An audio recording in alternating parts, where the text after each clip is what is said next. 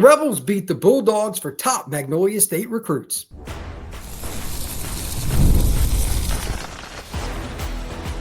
You are Locked On Ole Miss, your daily podcast on the Ole Miss Rebels. Part of the Locked On Podcast Network, your team every day. Welcome back into the Locked On Ole Miss podcast. I am Brian Smith, in for Stephen Willis. Thank you for making the Locked On Ole Miss podcast your first listen each and every day. We're available 7 days a week right here, YouTube, Spotify, Apple, and wherever you get your podcast. And today's show is brought to you by our friends over at Monarch Money. Take control of your finances with Monarch Money. Use code LOCKEDONCollege at monarchmoney.com for 50% off your first year. Again, I am Brian Smith, in for Stephen Willis, and thank you for Stephen entrusting me with the Locked On Ole Miss podcast. I've been a guest on here many times. For those of you who listen on Spotify, Apple, wherever you get your pods, I will be here on Monday, Wednesday, and Fridays. You may not recognize me, but this is the same guy that talks recruiting with Stephen, usually about once a week. And for those of you who are used to me on YouTube, you probably recognize my bald head. Always loving to talk about recruiting. And we're going to add more football stuff while I'm in for Stephen on Monday, Wednesdays, and Fridays. And today, we're going to start off with the commitment, talk kind of broadly about the recruiting class so far for the Ole Miss Rebels. Second part of the show, we're going to discuss in-state recruiting, specifically in the trenches, why I think it's so important. And then finally, the football side of things, talking about the actual Rebels. They've got a chance this year to win in Athens, Georgia, something that hardly anybody does, quite frankly. And if you're going to do it, this is the year I'm going to explain why, based on some interesting parts of Georgia's roster not coming back from the 2024 season. So let's get started. The first player to discuss is Braylen Williams. Out of Tupelo, Mississippi, has committed to the Rebels. Lane Kiffin pulls in, quite honestly, one of the most underrated prospects in the class of 26 from the Magnolia State. I don't know why, but Braylen Williams is ranked in the 30s by Rivals and 24/7. I stopped looking, but I'm like, I don't get it because the film does not lie. Nick Saban used to teach the side straddle technique for corners. He does that with natural fluidity. He has those quick twitch muscle fibers that you need to break on the ball, to play man coverage, to change directions. He's got makeup speed. He's got length. He has hands. That's, by the way, a big pet peeve of mine. I hate the saying, well, he plays DB because he can't catch. No, all DBs and all skill players need to catch. Braylen can catch. And when he gets the football in his hands, he can do something with it. Maybe he plays safety. Maybe he plays nickel. Who cares? First thing to know. You say, Brian, what positions are you going to play? I'm going to say, I don't know. Braylen Williams is a football player. Bottom line, if you put him at running back, he would at least be a solid player. If you put him at receiver, he would at least be a solid player. He's played some quarterback. He's a corner. He's a guy that just kind of fits in wherever he needs to be to help his team. And oh yeah, this is a guy that I could see being a punt block specialist, maybe even a return man, just a good football player all around.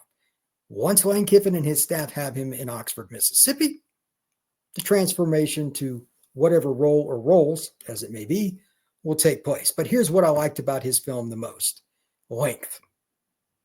Braylen is not a guy that was blessed with anything other than all-around skills. I mean, he has those, but just watching him walk up to the line of scrimmage before the ball snap, you're like, holy cow, he's got some long arms. At some point, that's just a God-given trait that is very, very much an impactful one.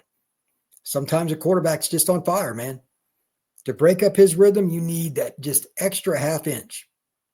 The hand getting out there to knock away a pass. Maybe it deflects up in the air, and you even get an interception out of it. Length, length, length, or measurables, as a lot of coaches and scouts like to use as a term. Braylen has that, and he also has the ability to put his foot in the ground and change direction with one step. This is another God-given trait. It's one thing to have the fast twitch muscle fibers, though. It's another to know how to use them. Here's the scenario that a lot of corners don't like, but I think Braylen is pretty solid at it, and he has a chance, once he gets bigger and stronger in the Ole Miss weight program, to really improve on this. Teams will screen you to death. Yeah, case in point, Lane Kiffin. If he finds a corner that's not good at handling the fits and he's not physical enough to handle outside plays that are pretty basic, honestly, but he doesn't want to take on the physicality, they're going to screen that guy to death. I think Braylen will be a guy that figures that out quickly, and he seems to be a very instinctive player. Again, he's played quarterback. He's seen a lot of things. That will help him at the SEC level. Secondarily, I just don't think he's a guy you can fool that easily. Watching his film, whether it was in zone or man, he has a knack for finding the football. So if it's in the air, he'll get to it. If it's a running back coming across the field, he's got to chase somebody down. Just a good football player. Again, I don't really care about the position you play him at, nickel, corner, boundary, field, free safety, strong safety. They'll figure that out.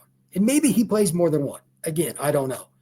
But he's a guy that can make plays for you. And oh, yes, special teams as well. Based on his knacks for getting to the ball when it's in the air, why not have him as a guy that can try to block a punt at some point during his Ole Miss career? You never run out of style keeping top recruits inside the Magnolia State coming to your school, nor do you lose out when you get a guy as versatile as Braylen Williams. I don't know, again, why he's ranked where he is. And quite frankly, I really don't care at this point. Tupelo has had players for years. This is a kid that I think will end up being a very good football player at the college level.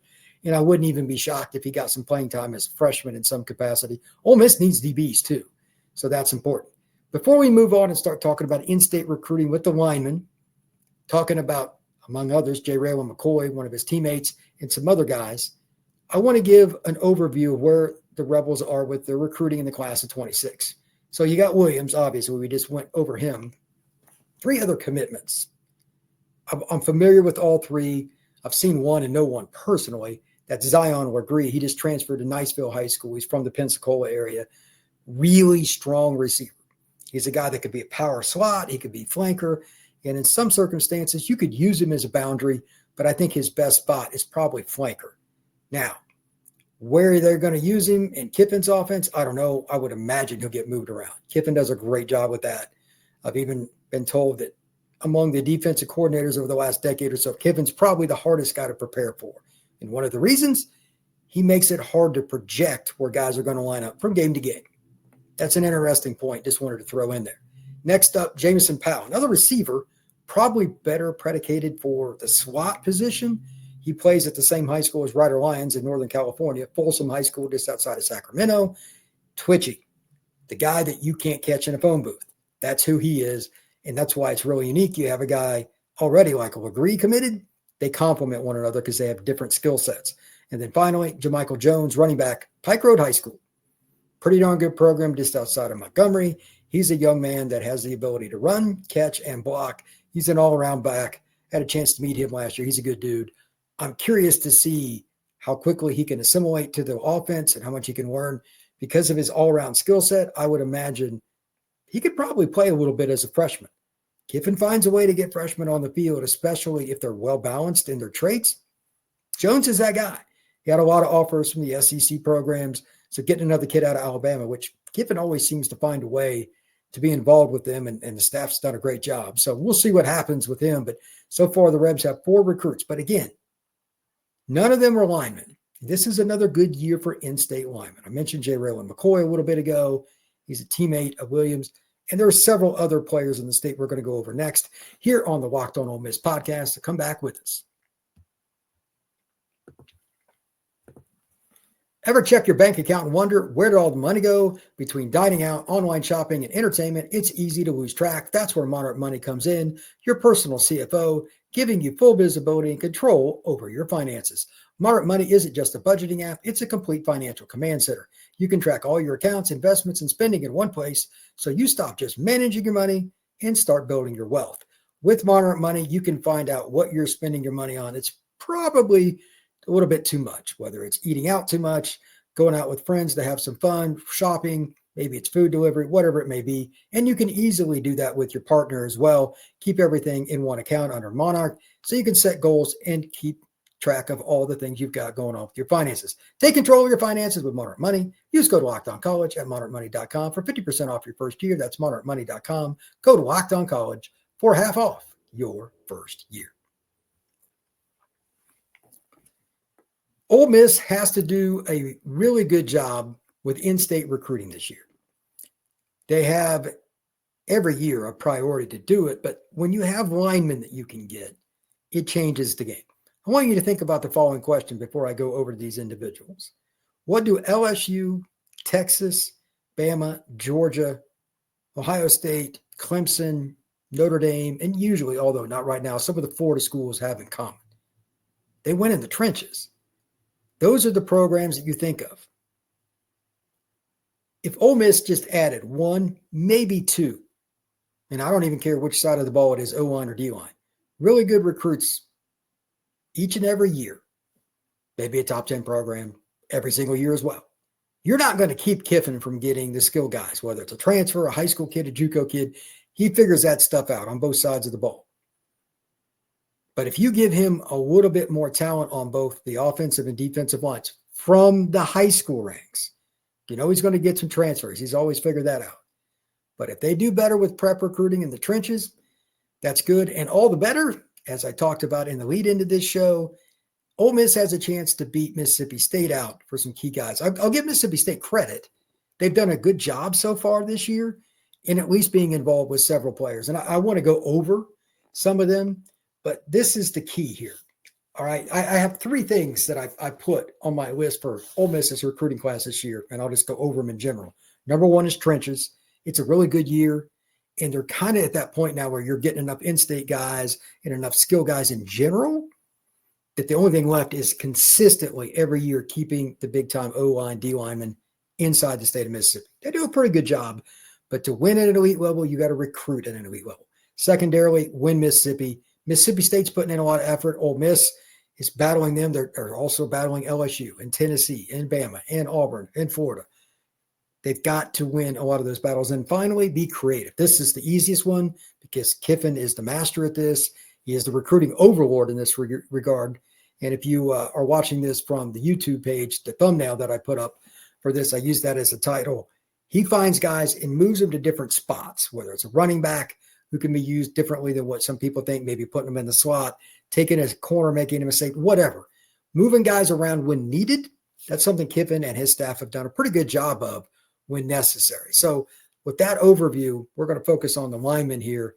Here's one of the guys that I had a chance to interview, great kid, that I don't know where he's gone. I want to get this one out of the way because this is the most up-in-the-air recruitment of all the in-state recruits. He could end up at Ole Miss, but he honestly doesn't know, and that's Nolan Wilson.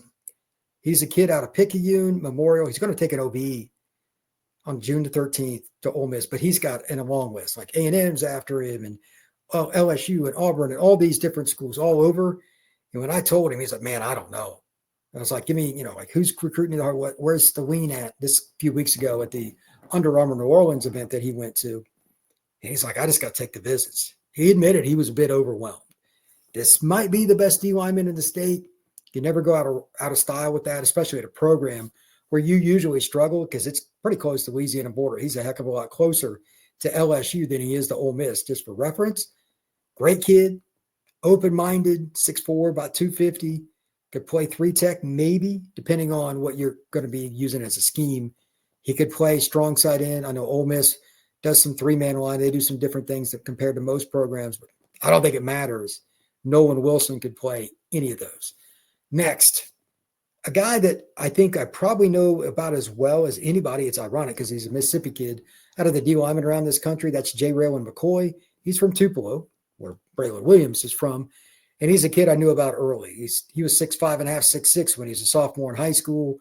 Powerhouse. He basically had one move, one arm stab, and he would take a kid and walk him back to the quarterback. Now, he's mixed it up, and he started to use some other moves to be more creative. But Jay Raylan is a national recruit. He committed to LSU, quickly visited Ole Miss, decommitted. I think he'll end up at Ole Miss, but he's got a long visit list. I don't know where all he's going to go. He's Texas, Auburn, LSU, a bunch of schools involved. June 6th will be his visit to Ole Miss. Here's the big question. Not only do you get him, would it be really cool if you could get him and he just canceled his other visits? Most kids are going to visit on the 13th and 20th, wherever they have lined up. That would be a good sign. Mississippi State, I don't think, is going to get him. He's more of an Ole Miss guy, so that's some good news. Now, the one I was a little bit surprised about is Darion Albert. He's out of Jackson Academy, Jackson, Mississippi. Big defensive tackle. He's just over 300 pounds, 6'1", 6'2". From what I've researched, maybe I'm wrong, he's a pretty good chance he's going to leave the state. He's got Tennessee on June 16th. He's got Arkansas on June 6th. Mississippi State's involved. Maybe I haven't found the right data, and I don't know the young man, but right now it doesn't look like Ole Miss is going to get him. I don't know what the deal is there. Central Mississippi, Ole Miss does pretty well there. For whatever reason, maybe he's a Mississippi State kid. He's got a family that likes Mississippi State. I don't know, but it hurts to lose a guy that could possibly be a 1 tech or a 0 tech. That's a big dude. You need to win the in-state battles. Like I said before, Georgia, LSU, Tennessee, Bama, Notre Dame, Ohio State, these schools that are winning big over the last decade, look at their D-lines just for starters. They put guys in the NFL. They have a lot of speed. They can rotate. It makes a difference. Ole Miss is trending that way, and to get to that absolute, no doubt, elite level, you got to get kids like this. Let's see if they can get him on campus. On the offensive side of the ball, Donnell Robinson, he's going to visit the Rebels on May 30th. He's got Baylor. It's kind of a unique pick. June 6th. LSU, June 13th. Not exactly shocking. Florida State's always recruited Mississippi. June 20th, that'll be his last OV. Donnell's a powerhouse. That's another in-state kid that's a powerful player. Do you end up with him? I don't know, but I've heard good things there. They've got a chance, and they have the first visit. As a rule, I'd rather have the first or the last. I don't know what Kiffin's big weekend will be, but that's an interesting player and one of the better interior linemen in the state of Mississippi. Emmanuel Tucker, this is a kid that's a big offensive lineman that's committed to Mississippi State. Again, I've said it a couple of times on the show today. Mississippi State's doing a pretty good job of recruiting inside the Magnolia State. They got a new staff. They got some enthusiasm, but they were absolutely horrible last year. They were bad. They were horrible. So they got a lot of playing time to sell, but that's about it. I'm curious if they can keep Emmanuel Tucker committed. This is a really good offensive lineman. He's 290, 300 pounds. Another kid that you would like to keep, and he's committed to your rival. How many of these young men do they at least, at minimum, get to take an OV at some point? Do they make a run at it? I don't know, but that's just somebody I wanted to mention. He's one of the better players inside the state. And then finally, Corey Wells, Mississippi State, Auburn, Arkansas, LSU. He's another good player, another lineman that they don't seem to be in on inside the state. That gives me a little pause. I know some of this stuff is just family rivalry stuff because there's such a divide between Ole Miss and Mississippi State. But if he's visiting LSU, Mississippi State, you would like to see him at least take a trip to Ole Miss. Just from the outside looking in, maybe they don't want him.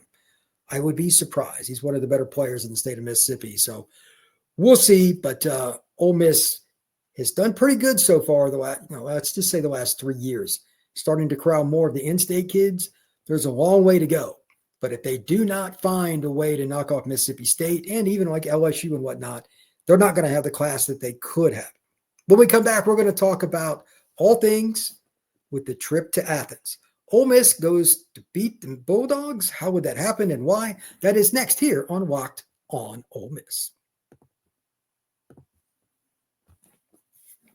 Get the supplies you need from the site made for the skilled trades, Supply House. Whether you're in plumbing, HVAC, or electrical work, Supply House is the reliable way to order products online. Their easy-to-use website is packed with helpful resources and the latest product info to help you get the job done right.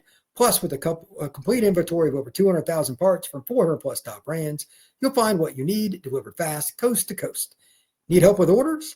Supply House offers expert support and industry-leading service, so you'll always talk to a real person. And for trade pros looking for an extra edge, their free Trade Master program offers exclusive perks like a dedicated phone line, free shipping, and discounts on every order. Thousands of skilled professionals are already taking advantage. Now it's your turn. Join the Trade Master program today at supplyhouse.com/TM and start ordering plumbing, HVAC, and electrical supplies in just a few clicks. Plus, use code SH5 for 5% off your first order. That's supplyhouse.com. Ole Miss plays at Georgia this year. Now, they beat the Dogs last year and beat them soundly, but it's one thing to do it in your own house compared to going to Athens and winning. And they're going to remember that.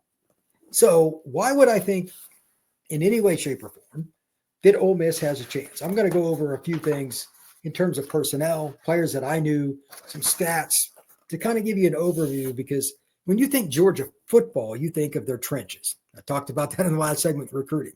They don't miss there. They're probably the best team in the country over the last 5 years in recruiting O-line, D-line. Be pretty hard to argue. With that being stated, you still lose good players and special players too. I want to start with a middle linebacker that was just an all-encompassing menace. Jalen Walker is gone. Just against Texas, the first time they played last year, he had 7 tackles and 3 sacks. As an inside linebacker, the guy lined up all over the place. He's gone. You cannot replace him. Not even the way Kirby Smart recruits. That's rough. He had 46 tackles, 27 stops, 6 sacks, and 13 hurries. For the record, a stop means, by Pro Football Focus, a play made at or near the line of scrimmage, so like 2-yard gain or less. He is a menace. He's off the NFL, and congrats to Jalen for it, but you're not going to replace him. Further, they lost Damon Wilson, kid that I know. He's from Venice, Florida. He was benching 420 pounds out of high school, 6'5", 250-pound defensive end, athletic, really twitchy. He's a guy that he had to rotate because they have so many freaking guys at Georgia, but he had 19 tackles, 10 stops, 2 sacks, and 12 hurries last year. He's out the door to transfer to the Missouri Tigers. Losing 2 guys like that is a lot, but it continues. Nose guard Nazir Stackhouse, defensive tackle Warren Brinson, defensive tackle Tyron Ingram Dawkins. They lose linebacker Smell Munden, another really good player, and maybe their best all-around, just pure football player, Malachi Starks. Those guys are all gone. That's a lot of talent. Now, I'm not saying you're going to go into Athens and run roughshod over the Dogs. That's utterly ridiculous to think that. But they're going to have to scheme a little bit more because they lost so many good players. Those guys ate up a lot of snaps and made a lot of critical plays. To that point, Georgia, they did lose to Ole Miss last year, so Kiffin understands how to attack them. And I think they'll be just slightly, maybe not a ton, but slightly worse on defense this year than they were last year. We'll see. But when Georgia is not elite in the trenches, they're usually in trouble because, let's be honest, Kirby is a very, very conservative coach with offense. That's historically the way he has been. And right now, I know Gunnar Stockton's going to get better, but he's not an experienced player. So we'll see how that goes. To that point, Georgia has a little bit of an advantage because they at least play Ole Miss for this particular game in the middle of the season. It's October 18th. However, there are 5 weeks leading into it. They play at Tennessee week 3, then they have a bye. Then 3-game stretch is rough before they play Ole Miss. They got Bama at home, Kentucky at home. Don't lie, Kentucky's physical. Even if they don't beat Georgia, they'll be physical. And then at Auburn. Auburn's got a lot more talent than they have in the last few years. That won't be an easy game. You get those 3 games, then you play Ole Miss at home. That's a lot of physicality. Georgia's still Georgia. I get it. They've got players in the trenches, but I think those, shall we say, body blows will be difficult for them to overcome. Further, when you kind of look at the defensive front and everything that they're losing, you have a chance to pop 1 or 2 more runs. And I also think Austin Simmons, I'm probably going to talk about him a lot on this podcast over the next several weeks. He's one of my favorite young quarterbacks. When he sees a weakness, even if Lane dialed up a passing play for him, if he sees something that Georgia is doing, and he's like, man, we can get 5 yards right here, just hand it off, he'll do it. He will expose defenses with what's between the ears. Very intelligent young man. I got to know him when he was running in the 7-on-7 circuit, graduated high school 2 years early. His mind's a little different than most, to put it mildly. Good dude. And he's got a cannon. He throws around 95 mile an hour off the rubber. I mean, he's a dude. If Ole Miss can find a way to take advantage of Georgia in the run game, whether it's through scheme, talent, or both, they've got a great chance in Athens. Here are the other 3 points that I want to make, just in general. The front 4 for Georgia, again, they lost 3 really good defensive linemen that are tackles, ends. They run a 3-4, basically. If you lose guys like that are massive players, now Georgia's got guys coming up, and they still have some pretty good ones. But if you lose guys like that, it's not easy to replace them, man. You're going to have a hard time. But more importantly, you're not going to have as many guys with experience rotating in. Georgia rotates their D-line like crazy because they out-recruit everybody. I don't think they're going to be quite as deep. I think Ole Miss will have a chance in the fourth quarter to run the ball a little bit more than they normally would. Even if Austin Simmons is not taking off and running. He can run, by the way. He would just rather throw it. Secondarily, I'm just going to say it, and nothing against the kid. Do you really trust Gunnar Stockton? Because I don't. He has to prove it to me. In that playoff game against Notre Dame last year, he started out like 6 for 6 or 7 for 7. I'm like, oh, he's pretty darn good. And then he fell off a cliff. Notre Dame made a few adjustments, and he was done. On top of that, I think part of it is the following reason. Georgia's O-line stunk at the end of last year. He got tired of getting smacked. Ole Miss's D-line is better than what it's been for a long time. Last year was a rare group, but like these are homegrown. These aren't transfers across the board. They got a few. Eccles and some other guys. They got Franklin, some of these other dudes. I mean, there's a really good group. You got Xavier Harris, Will Eccles, Deshaun Womack, Cam Franklin. You got Stone, Jamaris Brown. They got some guys. If Ole Miss can rotate and play consistent football and not have busts on the back end and just give Gunnar Stockton some easy throws, especially like those 40, 50 yarders of chunk plays, make him go 10, 12 plays at a time, I don't think he's going to be a guy that ends up having a great game. I think, matter of fact, he'll probably have a subpar game because Ole Miss, while they're not elite in the secondary, they don't have to be. Just don't give up the bombs. Ole Miss will be serviceable, hold Georgia into the low 20s, and I'll trust Kiffin to get it maybe 27, 28 points, possibly more. I think Ole Miss can be the team that kind of leads in this game and dictates. Finally, I just talked about it a little bit, the O-line, D-line. There's going to be a battle in some capacity where you get a chance to not only run at Stockton, but create a turnover. Inexperienced quarterback, and he's technically going to be a redshirt junior, but hasn't played a lot. If you pressure them over and over, there's a good chance you're going to get a freebie. What do I mean by freebie? Throwing it up for grabs. Inexperienced secondary or not, when you got a floater coming to you, if you're an Ole Miss defender, you're in the SEC, you better catch that bad boy. Ole Miss should win the turnover battle in this game. I trust Austin Simmons, my guy, not to get reckless with the football in general, but even against Georgia, throw it away, live to play another day. Or, as Nick Saban often said, I don't care if a drive ends at an extra point, field goal, or a punt. Don't turn the ball over. I think Ole Miss has a chance to be at least +1 in the turnover battle in this game. We'll see. Thank you once again for making the Locked On Ole Miss podcast your first listen each and every day. I am Brian Smith in for Stephen Willis. You're going to be seeing more of me on Monday, Wednesday, and Fridays. Truly appreciate you checking us out. We will be back again tomorrow. Everybody have a good one. Take care.